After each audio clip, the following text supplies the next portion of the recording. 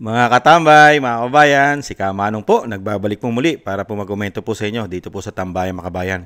Samahan niyo po inyong lingkod. Magandang umaga po muna, tanghali, hapon, gabi. Madaling araw po sa inyong lahat. Sana po nasa maayos po tayong lahat na kalagayan, mga kabayan. Ito po mga kabayan, nakakalungkot lang po mga tambay. Hindi kaya naisip ng isang presidente yung ginawa ng kanyang sekretary ng DILG at ng kanyang general na tinasabing nagpakaaso raw po umano. Hindi po ba nakakahiya na banggitin mo pa sa SONA yung ginawa ng iyong general? Mga tambay, binanggit pa sa SONA. At ang pinakamasakit at nakakahiya, ihinanay mo pa. Ipinarehas mo pa doon sa mga athlete na talagang naghirap, nagsakripisyo para po makamtan at makuha yung inaasam-asam natin mga medalya na ginto o silver o bronze. Hinanay pa ron. Inilagay pa na parang world isang champion ang isang kanyang aso na nagpakaaso raw umano, mga tamba. Ibang klase to. Ibang klase na hindi na nahiya at hindi na kinilabutan ng isang general at proud na proud pa dahil siya ay nabibilang sa mga champion. At nagbigay pa raw ng karangalan yata sa kanila. Unbelievable. Pakinggan po natin ang pahayag ng nambubudol umano na Pangulo, mga tambay. Kailan kaya may impeach ito sa dami ng issue at pag-amin ng isang damukal na kapalpakan, lalo-lalo po sa pera ng bayan. Kailan kaya may impeach ito umano? Itong ganitong klaseng Pangulo. Yung lagi ko nga sinasabi, si ERAP na-impeach dahil lang sa weteng. Pero ito, billion, trillion, hindi ma-impeach. Ano kaya meron ito nang wala si ERAP? Mga kababayan, nagtatanong lang po. Pakinggan po natin ito. Bubuo tayo ng bagong pambansang programa para sa sports development.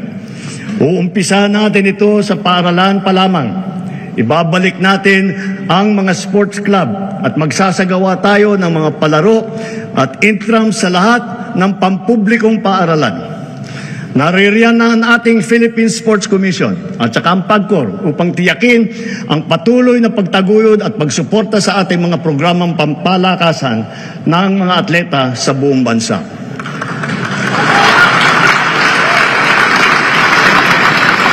Dahil sa mga ito, ang ating kabataan ay maagang namumulat sa sport, humuhusay at tumataas ang kumpiyansa.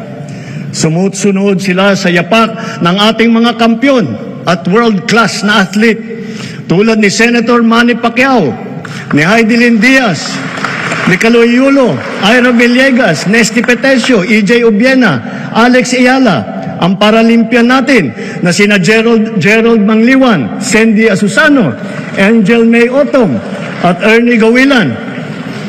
Sama na rin natin yung bago nating kampiyon, si PNP Chief Nick Torres.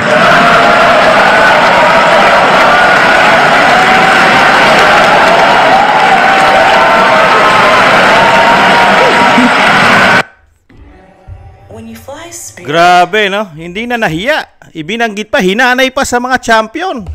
Anong klaseng champion na ibinigay ni Torre? Yung kalaban niya, alam nila. Alam pa mismo ng DILG secretary niya na si Remulla. Secretary Remulla ng DILG.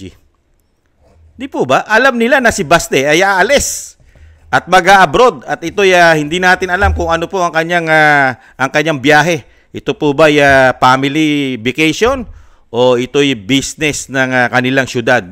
Di ba? Nakapagtataka, mga kababayan. Isinama pa talaga sa SONA. Yun nga po yung sinasabi ko rin di ba? Nung mga nakaraang vlog natin. Yung ginawa ni Torre, mga tambay, ay masasama sa SONA. Totoo nga. Isinama nga sa SONA.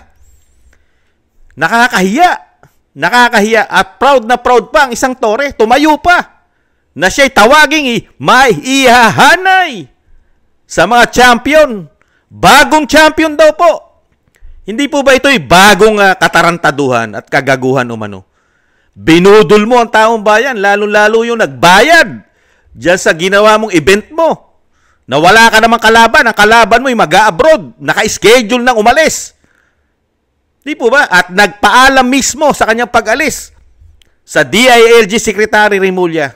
At alam mismo ng Remulla na si Mayor Baste ay aalis ng petsa 25 at babalik ng petsa 29 mismo sa araw ng SONA mo. Hindi po ba? Nakakalungkot, mga kababayan. Ginagawa pong tanga at bobo yung naniniwala sa kanila. At pinaniwalaan niya yung katarantaduhan umano nung dalawa.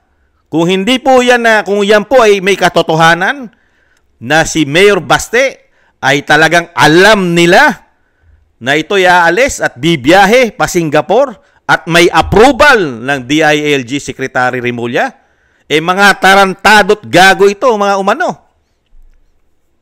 Hindi po ba? Tapos ngayon, iyahanay mo pa sa mga world class nating pambato na naghirap, nagsakripisyo, dugot pawis ang kanilang puhunan para makamtan lang yung sinasabi natin na maging world class sila na athlete. Iyahanay mo isang Tory dyan? Paano mayahanay na maging champion yan? Siya mismo lahat ang gumawa na script. Di po ba? Scripted. Siya ang naghamon. Boxing daw. Sige, boxing. Sunday. Ang bilis. Sunday. Meron ng venue. Siya rin nagbigay ng venue. Oras. Saan ka nakakita na boxing? Ikaw lang ang masusunod sa lahat. Pambihirang buhay yan. Tapos, ipakikita ng Pangulo. Proud na proud sa'yo, Pangulo, sa katarantaduhan mo, umano. Anong klaseng Pangulo to? Sa bagay, ang Pangulo, umami naman po yan. Aminado po siya sa kanyang kapalpakan, lalong-lalo po sa kanyang mga proyekto na isinasabi niya mismo na isang damo ka lang korupsyon at nagkakapera dito at nagkakasuhulan pa. Siya mismo, yung sarili niya mismo ang pinatatamaan niya sa SONA. Hindi po ba? Tapos ngayon, napakarami mo na kapalpakan, 3 taon na puro kapalpakan na yung proyekto. Napakaswerte lang ng Pangulo dahil napakaraming inumpisahan ng dating Pangulong Duterte sa kanyang build. Di po ba? At matatapos ito sa kanyang panunungkulan. Kaya napakaswerte niya. Pero ang napakamalas, tayo. Dahil mas malaki ang ginagastos nila ngayon, wala tayong nakikitang malalaking proyekto na inuumpisahan niya at natatapos niya. Katulad ng flood control niya, 3 taon. 3 taon. Inamin niya, 3 taon. Inamin niya. Wala na ang flood control. Wala na. Di po ba? Ibang klase itong Pangulo na ito. At nakakalungkot, pupurihin mo yung isang general at yung isang DILG nakasabwat pa yata dyan. Scripted, alam nila. Alam nila ang Baste ay pupunta na Singapore. At meron dokumento, dokumentado. Pirmado ng isang DILG secretary. Ibang klase itong Pangulo na ito. At yung general, tuwan-tuwa ang general sa kanya kagaguhan umano. Proud na proud pa. Nakakahiya. Isinusuka ka na ng majority ng taong bayan. Proud na proud ka pa. Nakakahiya, Nakakahiya ito. At, nadadamay sa kawalang hiyaan nila umano. Sa kawalang hiyaan umano, nitong general na ito, nadadamay ang matitinong general. At nadadamay ang matitinong pulis sa kagaguhan nito umano. Para lang maiangat ang kanyang kapurihan at masabi na siya ay napakagaling na tao. Hindi po ba? Ngayon lang naman nagdiriwang yan. Nagdiriwang sila lahat. Katulad nito, umami na ang pera ng taong bayan ay nalustay lang ng walang pinatunguhan katulad ng kanilang proyekto. Hindi po ba? Nagkaubos-ubos ang ating pera, nagkautang-utang tayo at gumagastos tayo sa kanilang proyekto na bilyon-bilyon katulad ng flood control. Mahigit 900 bilyon ang ginastos dyan kung hindi nagkakamali ang inyong lingkod sa loob ng 3 taon at gumagastos tayo dyan ng mahigit 1 bilyon isang araw. Pero ang sasabihin lang sa atin ng Pangulo, wala lang. Kailangan imbestigahan. Siya ang kauna-unahan dapat imbestigahan at ma-impeach. Hindi po ba? Proud na proud, nakakaano lang, Merong isang general, proud na proud. Dapat nga, pa-imbestigahan mo yan, paimbestigahan mo yan. Kung talaga yung ginawa niyan, Torre na yan, ay yan isang yan ba'y nakatulong sa bayan? Trabaho ba na isang general na makipag-boxing? Sige nga. Trabaho niya protektahan ang taong bayan. Hindi protektahan ang kanyang sarili. Hindi po ba? At hindi para itanyag ang kanyang sarili. Para gumawa ng isang scripted na boxing na siya lang ang may gawa. Wala man lang investigasyon. Pinuri pa. Lumalabas na ang katotohanan na yung pag-alis ni Mayor Baste ay aprobado ng sekretary niya. Tapos ngayon, anong klaseng pangulo ito, mga kababayan? Sana mga kababayan, dito po sa nangyayari na ito, na walang kakwenta-kwenta, lalong-lalo itong panunungkulan nila umano, magmula rito sa nagpapakaaso at tinawag pa unggoy. Unggoy na aso pa tawag ni Baste dyan, ni Mayor Baste. Mga kababayan, sana meron pong mga politiko natin, katulad nung, di ba, yung party list. Yung party list, bumibilib si Kamanong doon sa party list na hindi nila pinaupo. Kauna-unahan po nagsampa ng impeachment yon, mga kababayan. Hindi lang po nila tinanggap. Ngayon po sana isasampa yung impeachment na yon ng party list ng Duterte Youth. Kaya lang, pinulitika nila ang Duterte Youth. Hanggang ngayon, hindi pa yata nakakaupo bilang representative ng party list ng Duterte Youth. 3 seat po yon, 3 representative po yon, 3 congressman po yon, yung napolitika.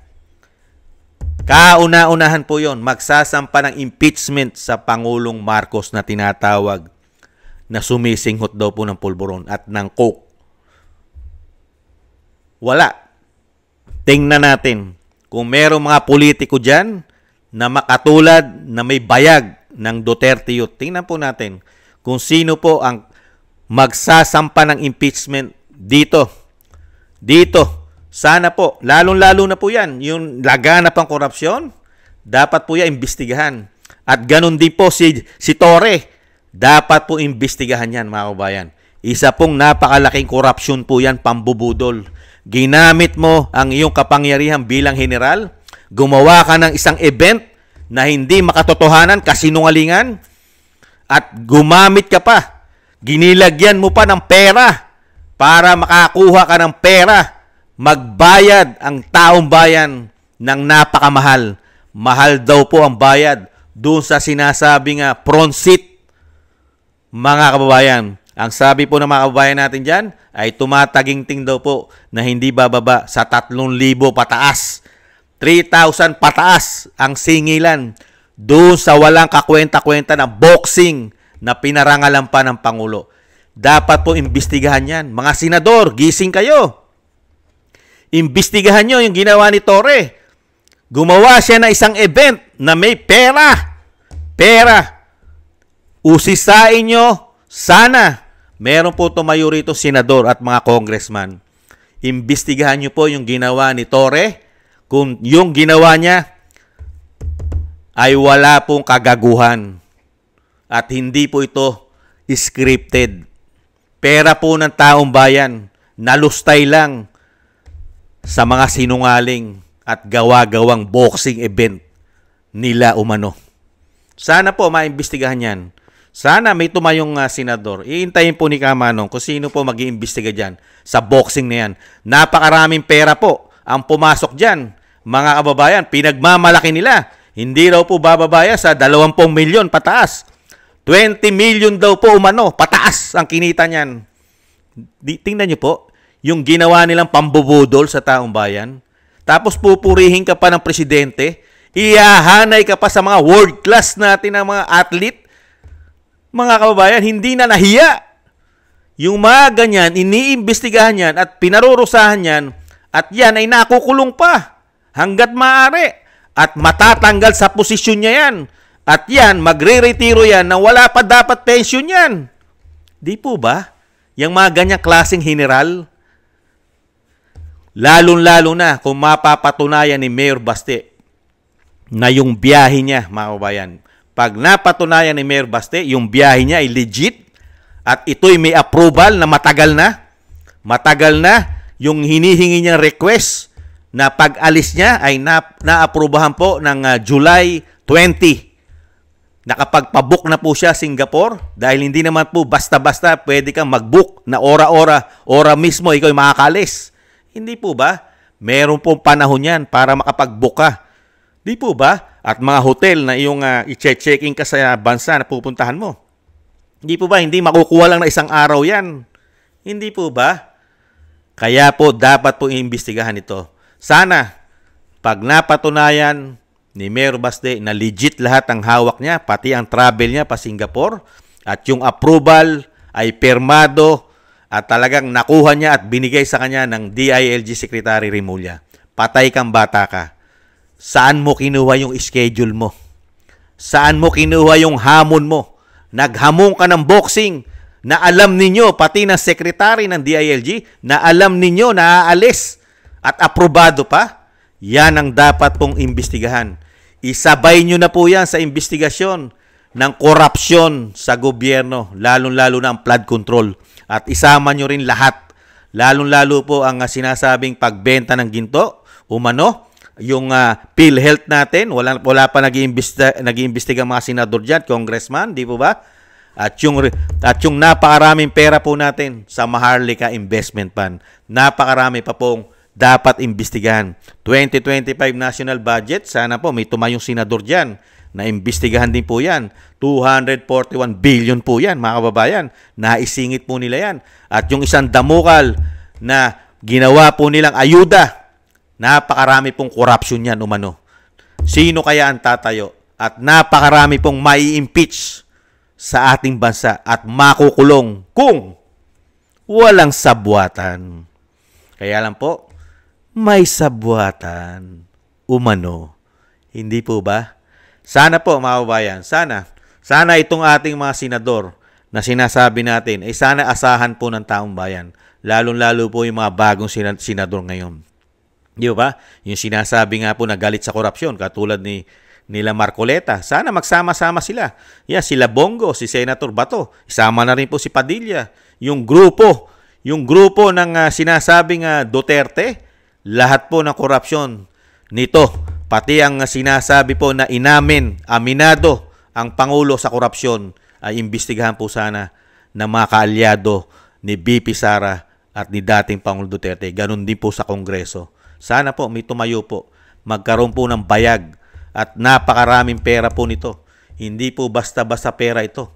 Kailangan po ito yung maibalik sa kabangyaman at makabawas po sa ating mga utang at mailagay sa tamang programa, hindi po mailagay sa kanilang mga bulsa at hindi po mailagay ito sa kanilang mga vault at mailagay po sa kanilang mga account, mga tagong ang yaman, nilalagay po umano sa ibang bansa. Hindi po ba? Ganyan po ang trabaho ng mga politikong korap umano eh. Kung hindi mo ilalagay ang perang kinurap mo sa ibang bansa, ilalagay mo naman sa mga currency, mga cryptocurrency, yung mga uso ngayon. Ilalagay mo sa mga online business. Di po ba? Yan ang mga uso ngayon. Mahirap kasi i-trace yung mga nakaw. Di po ba? Lalo-lalo na kung mailalagay mo pa doon sa mga bansa na tumatanggap ng mga pera na nakaw umano. Hindi po ba? Yan po mga kabayan. Sana po mangyari po at matupad naman po para naman po yung hinanakit, sama ng loob, at yung sinasabi pong 3 taong sakripisyo, kahirapan na ibinigay nitong mga politiko na ito. Kasama pa itong general na ito na nagpakahudas umano, nagpakataksil umano. Sana po, isama na rin po at bigyan po ito ng talagang tutukan, imbestigahan. Isang damukal na nakahihiyan po ay binigay sa atin yan umano. At isang damukal na paglabag sa batas umano ang ginawa niyan, mga kababayan. Kaya bagay na bagay po sila. Bagay na bagay po. Yung presidente ngayon na may issue ng pulburon at coke at yung sinasabing nagpakaaso at nagpakaunggoy umano doon sa presidente na may issue ng pulburon at ng coke, bagay na bagay po talaga sila. Sana rin po pagsabay na imbestigahan yan, mga yan. Muli po mga kabayan, maraming salamat po sa nagusto po na ating Tambayang Makabayan sa YouTube at TikTok. At ganun din po sa mga nagko-comment, like, share, and subscribe. At siyempre po sa ating mga subscribers, maraming salamat po mga kababayan. Mabuhay po kayo at huwag po kayo magpapabudol mga kababayan. Huwag na huwag po. At ingat-ingat po kayo. At thank you rin po sa mga nagbibigay po ng tulong at biyaya po sa inyong lingkod. Maraming salamat po. At thank you rin po. Nagbigay po ng tulong at biyaya po si Ma'am Gina Ray. Maraming salamat po Ma'am Gina Ray sa inyo pong biyaya na pinagkaloob. Shoutout po sa inyo. Ingat-ingat po lalo po sa inyong paggawa. Maraming salamat po Ma'am Gina Ray. Thank you po sa inyo po sa biyaya. Si Ma'am Gina, ano to eh? Yeah. Si Ma'am Gina ay taga solid po ito. Si Ma'am Gina Ray, solid po ng DDS Berlin, Germany. Kamusta po ang ating mga kababayan lahat sa Germany? Mabuhay po kayo. Ingat-ingat po kayo dyan. Si Ma'am Gina Ray pala ay solid DDS ng ating pong dating Pangulong Duterte. At syempre po ang BP Sara, solid DDS ng Germany. Thank you po. At syempre po yung ating pong lagi pong hiling na pagsama-samahin po natin ang ating mga dasal at panalangin na maingatan po ang pamilya Duterte, ang ating Vice President, ang dating Pangulong Duterte na madugtungan pa po ang kanyang buhay, kalakasan at maingatan po at mailayo po sa kapahamakan at makabalik na po sa lalong mabilis sa ating bansa. Maraming salamat po mga kababayan. Sa muli po mga tambay, ang tanging hiling lang po natin ay mawala na po sila sa kanilang posisyon ng ating bansa ay muling bumangon. Bumangon po sana muli. Lugmok na po tayo at baon sa utang, sa kahirapan. Pag ipinagpatuloy pa po nila yan, kawawang-kawawa na po ang ating mga susunod na henerasyon. Magiging ang lalabas po natin ito ay wala po tayong iniwan doon sa mga bansa na hindi na makakabangon, mga kababayan. Ang tanging nagtatamasa lang ay itong mga politiko na ito. Mga politiko. Nakakalungkot lang po. Ingat-ingat po mga tambay. Sa muli, paalam. Bye-bye.